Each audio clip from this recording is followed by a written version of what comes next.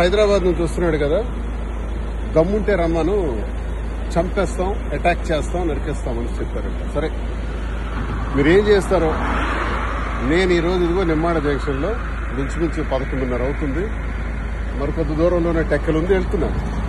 మీరు ఒకవేళ చంపాలి, నరకాలి, లేదా అటాక్ చేసి కొట్టేయాలి అనుకుంటే ఐఎమ్ రెడీ. నేనేం తప్పు చేశాను? ప్రజల అభిప్రాయాన్ని మీకు ప్రశ్నించాను. మీరు లుచ్చా రాజకీయాలని బయటపెట్టారు. మీరు దౌర్భాగ్యమైనటువంటి మీ అవినీతిని అంతటినీ బయటపెట్టారు. జరుగుతున్నటువంటి అన్యాయం మీద మాట్లాడితే అటాక్ చేసేస్తారంట. చూద్దాం, అది కూడా. నేను ఇంకా గట్టిగా మాట్లాడతాను, ఇంకా గొంతిప్పి మాట్లాడతాను, ప్రజా సమస్యలపైన పోరాడతాను. మీకు వైసీపీలో నన్ను సస్పెండ్ చేశారు, మీకు కావాలంటే బహిష్కరించండి, ఎక్స్పెల్ చేసేయండి. ఎక్స్పెల్ చేయటం అంటే పార్టీ నుంచి బయటకు పంపించేయటం. అదే చేసిన తర్వాత స్వతంత్రుడిగా నా కార్యక్రమం నేను చేస్తాను. ఇంకా గట్టిగా శ్రీకాకుళం జిల్లాలో పనిచేస్తాను. ఏం చేస్తారో చూస్తాను.